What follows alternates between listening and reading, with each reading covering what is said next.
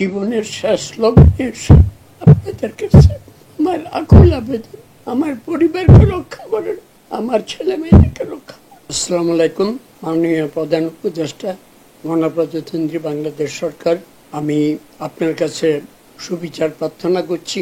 আমি একজন বীর মুক্তিযোদ্ধা, স্বাধীনতা যুদ্ধে সরাসরি অংশগ্রহণ করে এদেশকে স্বাধীন করেছি। আমি স্বাধীন বাংলা ছাত্র সংগ্রাম পরিষদেরও অন্যতম সদস্য ছিলাম। ছাত্র জীবনে স্কুলের জেনারেল ক্যাপ্টেন ছিলাম, কলেজ ছাত্র সংসদের জিএস ছিলাম, বিবি ছিলাম এবং পরবর্তীতে ঢাকা মহানগর ছাত্রলীগের সভাপতি ছিলাম। বাংলাদেশের রপ্তানিমুখী শিল্প প্রতিষ্ঠান গার্মেন্টসের একজন উদ্যোক্তা। আমি বিএনপি সরকারের আমলে পরপর 5 বার সিআইপির খেতাব অর্জন করি। শ্রেষ্ঠ রপ্তানিকারক হিসেবে আমি পুরস্কৃত হই একাধিকবার। শিল্পায়নের জন্য আমি বুদ্ধিপুরাম থেকে স্বর্ণপদক লাভ করি।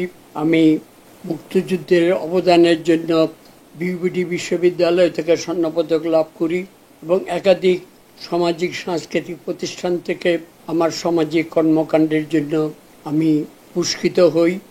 আমি 96-তে আবার আওয়ামী লীগের মনোনয়ন নিয়ে আমি বৃহত্তম মিরপুরের সংসদ সদস্য নির্বাচিত হই, বাংলাদেশের দ্বিতীয় সর্বোচ্চ ভোট পেয়ে। আমি গত 30 বছর সংসদ সদস্য হিসাবে আমার নির্বাচনী এলাকায় আমি অত্যন্ত সুনামের সহিত কাজ করেছি। আমার নির্বাচন এলাকার এমন কোনো স্কুল, কলেজ, মসজিদ, মাদ্রাসা, এতিমখানা, মন্দির নেই যেখানে আমি সাহায্য সহযোগিতা করিনি। আমি অকাতরে সাহায্য করেছি। নিজের যা আয় করেছি তার সিংহভাগ আমি স্কুল, কলেজ, মসজিদ, মাদ্রাসা, এতিমখানার, মন্দির এগুলোর পিছিয়ে আমি ব্যয় করেছি। বাবা একজন সুনামধন্য আলেম ছিলেন, বাংলাদেশের একজন সুনামধন্য আলম ছিলেন। দেওবন্দ ইউনিভার্সিটি থেকে 1993 সালে গোল্ড মেডেলিস্ট হিসাবে তিনি দারুল হাদিস পাশ করে বাংলাদেশে আসেন। বাবার আদর্শে অনুপ্রাণিত হয়ে বিভিন্ন স্কুল, কলেজ, মসজিদ, মাদ্রাসা, ধর্মীয় অনুষ্ঠানে আমি অকাতরে সাহায্য করে আসছি। আমার নির্বাচনী এলাকার কোনো ব্যবসায়ী, কোনো ঠিকাদার, কোনো প্রতিষ্ঠান বা কোনো ব্যক্তিবর্গ বলতে পারবে না যে আমি কারো কাছ থেকে 1টি টাকা নিয়েছি বা কারো থেকে অবৈধভাবে কোনো অর্থ চাঁদা নিয়েছি। এই দুর্নাম আমার নেই। বাবার আদর্শে উদ্বুদ্ধ হয়ে অত্যন্ত সততার সাথে কাজ করতে আমি চেষ্টা করেছি। আপনার প্রতিষ্ঠান বৃহত্তম মিরপুরে আপনার অফিস এবং আপনার প্রতিষ্ঠান রয়েছে। আপনি নিজেও জানেন আমি কোনোদিন সেখানে কোনো সময় যাইনি। আপনার সাথে আমার পরিচয় হয়েছিল বিল ক্লিন্টন যখন বাংলাদেশে আসেন, তার সম্বর্ধনা অনুষ্ঠানে আমি পাশাপাশি দাঁড়িয়েছিলাম। আপনার সাথে সেদিন আমার পরিচয় হয়েছিল। আমি অত্যন্ত অসুস্থ, আমার বয়স 74 বছর। আমি সব সময় সদা সত্য কথা বলি। আওয়ামী লীগ সরকারের শিল্প প্রতিমন্ত্রী হিসেবে আমি দায়িত্ব পালন করেছি। দায়িত্ব পালনকালীন সময়ে সিন্ডিকেটের বিরুদ্ধে আমি কথা বলেছি। মন্ত্রীদের সিন্ডিকেট, দ্রব্যমূল্যের ঊর্ধ্বগতি, মানুষের নাবিশ্বাস, এগুলার বিরুদ্ধে আমি কথা বলেছি। চাঁদাবাজ, দান্দাবাজ, টেন্ডারবাজ এগুলার বিরুদ্ধে আমি কথা বলেছি। আমি সংসদে দাঁড়িয়ে শিক্ষামন্ত্রী, বাণিজ্য মন্ত্রী, আমাদের আইনমন্ত্রী, আমাদের খাদ্যমন্ত্রী এদের বিরুদ্ধে আমি কথা বলেছি। আমি সালমান রহমানের সেই শেয়ার কেলেঙ্কারির কথা বলেছি এবং যারা আওয়ামী লীগের দুর্দিনে কোনো সময় দেখা যায়নি সেই সুদিনের পাখিদের বিরুদ্ধে আমি কথা বলার কারণে আমার উপর অনেক অত্যাচার নেমে আসে। আমি সব সময় স্পষ্ট কথা বলি এবং আমি আওয়ামী লীগের যেসব মন্ত্রী, এমপি যারা দুর্নীতি করে কোটি কোটি টাকা বানিয়েছে তাদের আমি বিচার দাবি করেছি। ছাত্র আন্দোলন যখন শুরু হয়, যেহেতু মাননীয় প্রধানমন্ত্রীর কাছে আমার যাওয়ার অনুমতি ছিল না, বিভিন্ন টেলিভিশনে প্রচারিত হয়েছে। আমি প্রাইম মিনিস্টারকে বলেছি আপনি অনতিবিলম্বে ছাত্রদের ডেকে এনে তাদের দাবি সহানুভূতির সহিত বিবেচনা করেন, মেনে নেন। শিক্ষকদের সাথে আলাপ আলোচনা করে তাদের দাবি মেনে নেন। সিনিয়র রাজনীতিবিদ, আইনজ্ঞ তাদের সাথে পরামর্শ করে আপনি দুর্নীতিবাজদের বিরুদ্ধে ব্যবস্থা নিন। আজকে দুর্ভাগ্যের সাথে বলতে হয় সারা জীবন আমি অন্যায়ের বিরুদ্ধে সংগ্রাম করে এসে আজকে শেষ বয়সে আপনার কাছে আমার আকুতি। আমি তিলে তিলে ধামরাই থানার অন্তর্গত ফুটনগরে জলাশয় জায়গা ক্রয় করে এখন থেকে 40 বছর পূর্বে আমি একটি কৃষি গবাদি খামার আমি তৈরি করি যার বর্তমান বয়স 40 বছরের অধিক। আমি সেখানে বিভিন্ন বৃক্ষ, ফলজ, বনজ, ওষুধি গাছ আমি রোপণ করেছি। আমার সেখানে 1,500-এর মতো দুধের গাভী এবং বাছুর ছিল। আমার সেখানে ভেড়ার ফার্ম ছিল। আমার ফার্মে 500-র উপরে ভেড়া ছিল, 400-র উপরে ছাগল ছিল এবং দুম্বা ছিল, গয়াল ছিল। আমি বন বিভাগ থেকে হরিণ পালনের কমার্শিয়াল লাইসেন্স আমি গ্রহণ করি এবং সেখানে আমি চিড়িয়াখানা এবং সেনাবাহিনীর গল্ফ ক্লাব থেকে আমি 18টি হরিণ সংগ্রহ করি, যা বর্তমান সংখ্যা 200-র উপরে দাঁড়িয়েছে। আমি ময়ূর লালন পালন করতাম। আমার বন বিভাগের লাইসেন্স রয়েছে। অত্যন্ত দুঃখ পরিতাপের সাথে বলতে হয়, 40 বছর যে প্রতিষ্ঠানটিকে আমি লালন পালন করেছি, আমার এই প্রতিষ্ঠানটিকে আমার এই ছিল যে বাংলাদেশে একটি আমি দুবাইতে মিরাকেল গার্ডেন গিয়েছিলাম, সেখানে দেখেছি আমি ওই ধরনের একটি গার্ডেন করার পরিকল্পনা আমি নিয়ে এখানে কাজে হাত দিয়েছিলাম। দুঃখের সাথে বলতে হয়, 5ই আগস্টের পরিবর্তনের পর আমার এই খামারের সমস্ত গরু, ছাগল, হাঁস, মুরগি সব লুটপাট করে নিয়ে যায়। পুকুরের কোটি কোটি টাকার মাছ লুটপাট করে নিয়ে যায়, এখনও লুটপাট চলছে। আমার সেই সেগুন, মেহগিনি গাছ যেগুলি আমি 40 বছর আগে রোপণ করেছি, সেসব গাছ সকাল বিকাল কেটে এগুলি নিয়ে যাওয়া হয়েছে, এখনও নিয়ে যাচ্ছে। গরিব অসহায় মানুষদের জন্য সেখানে আমি এতিমখানা করে দিয়েছি, মাদ্রাসা করে দিয়েছি, মসজিদ করে দিয়েছি। এতিমদের থাকা খাওয়ার প্রয়োজনীয় ব্যবস্থা আমি করেছি, কোনো রকমের কোনো সাহায্য সহযোগিতা ছাড়াই। আমার নিজস্ব অর্থায়নে আমার বড় ছেলে এখন থেকে 7 বছর পরে মৃত্যুবরণ করেছে, তার নামে ট্রাস্ট করে সেখানে এটি পরিচালিত হয়ে আসছিল। বাংলাদেশের একটি অন্যতম আধুনিক এতিমখানা, যেখানে ছেলেরা ঘরে মতো অবস্থায় থাকে, প্রত্যেকের জন্য পৃথক পৃথক খাট, ম্যাট্রেস এবং তাদের থাকা খাওয়া, কাপড় চোপড়, কোনো দান বাক্স নেই, কারো কোনো সহযোগিতা ছাড়াই এটি পরিচালিত হয়ে আসছিল। 200-র উপরে এতিম সেখানে ছিল। মাদ্রাসার দারুল হাদিস পর্যন্ত সেখানে 300-র উপরে ছাত্র লেখাপড়া করত।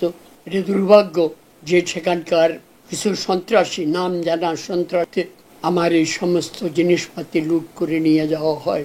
মাদ্রাসার ইতিমদেরকে মারধর করে বের করে দেওয়া হয়, মাদ্রাসার ছাত্রদেরকে বের করে দেওয়া হয়, মাদ্রাসার সমস্ত জিনিসপাতি লুটপাট করে নিয়ে যাওয়া হয়, এতিমখানার সমস্ত জিনিসপাতি লুটপাট করে নিয়ে যাওয়া হয়, এমনকি মসজিদের মাইক ক্যাসি লুটপাট করে নিয়ে যাওয়া হয়। আমি যদি অপরাধ করে থাকি, অবশ্যই আমি মনে করি আমার বিচার হওয়া উচিত। আমার দৃঢ় বিশ্বাস, আমার পিতামাতার আশীর্বাদে আমি অন্তত খুব বলিষ্ঠভাবে বলতে পারি, আমি কোনো দুর্নীতির সাথে কোনো দিন জড়িত ছিলাম না, আমি কোনো দুর্নীতি করি নাই।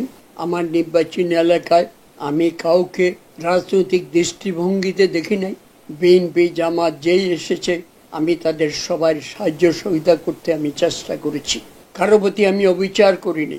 আমি অত্যন্ত অসুস্থ, আমি 4 বেলা ইনসুলিন নেই, আমার 4টি হার্টের ব্লক, রিং ভরা, আমার কিডনির সমস্যা রয়েছে, আমি নানাবিধ রোগে আক্রান্ত। ছাত্ররা যখন আন্দোলন করে আমি তাদের আন্দোলনকে সমর্থন দিয়ে, যেহেতু আমি অসুস্থ, আমি রাস্তায় কোনোদিন বাইর হইনি। তারপরেও আজকে নানাভাবে আমাকে হয়রানি করছে। আমার ছেলে মেয়েরা আজকে রাস্তায় নামা ছাড়া তাদের আর কোনো উপায় নেই, কারণ আমার একমাত্র সম্বল আমি গত 40 বছরে নিজের রক্ত পানি করে এই প্রতিষ্ঠানটি গড়ে তুলেছি। সেখানে আমার মিল্ক প্রসেসিং মেশিনারি প্রকল্প ছিল, সেগুলি নিয়ে যাওয়া হয়েছে। আমার সেখানে আধুনিক কৃষি যন্ত্রপাতি ছিল, সেগুলা লুট করে নিয়ে যাওয়া হয়েছে। এক কথায় সেখানে কোনো কিছু নেই, এখন শূন্য ময়দান ধুধু হচ্ছে। আমি মাননীয় প্রধান উপদেষ্টা, আমি জানি আপনি ন্যায় এবং সত্যের প্রতীক। আমি আপনার কাছে বিচার চাই। আমার ফেসবুকের মাধ্যমে এই বক্তব্য দেওয়ার জন্য, সংবাদের মাধ্যমে এই বক্তব্য দেওয়ার জন্য আমি আপনার কাছে ক্ষমা প্রার্থনা করছি। পাশাপাশি বাংলাদেশ জাতীয়তাবাদী দল বিএনপির মহাসচিব ফখরুল ইসলাম আলমগীর সাহেবের কাছে আমার বিনীত অনুরোধ, মানবিক দিক বিবেচনা করে আপনার আমার যারা বিএনপির নামধারী যেসব লোকেরা আমার এই প্রতিষ্ঠানকে লুটপাট করে ধ্বংস করে দিয়েছে। আমি আপনার কাছে এদের বিচার চাই। আপনার প্রতিনিধি পাঠিয়ে সরজমিনে দেখে এসে আপনি এটার বিচার করবেন। আমি বিশ্বাস করি আজকে বাংলাদেশের যে পরিবর্তন হয়েছে, দেশের গণতন্ত্র প্রতিষ্ঠা, আইনের শাসন প্রতিষ্ঠা, আমি সর্বাত্মকভাবে সেটাকে সমর্থন করি। যার কারণে আমার মোহনা টেলিভিশনের পক্ষ থেকে সদা সর্বদা আমরা আপনার খবরাখবর, বিএনপির খবরাখবর আমরা প্রচার করেছি নিরপেক্ষভাবে। আমরা বস্তুনিষ্ঠ সংবাদ পরিবেশন করতে আমরা চেষ্টা করেছি।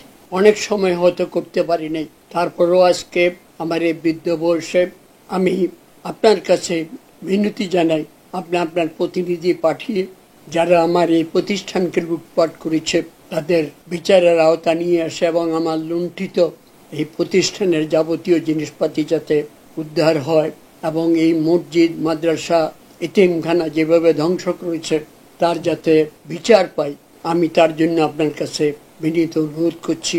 আমার এই প্রতিষ্ঠানটি 40 বছর আগে থেকে আমি শুরু করে তিলে তিলে আজকে এই প্রতিষ্ঠানটি আমি গড়ে উঠেছি।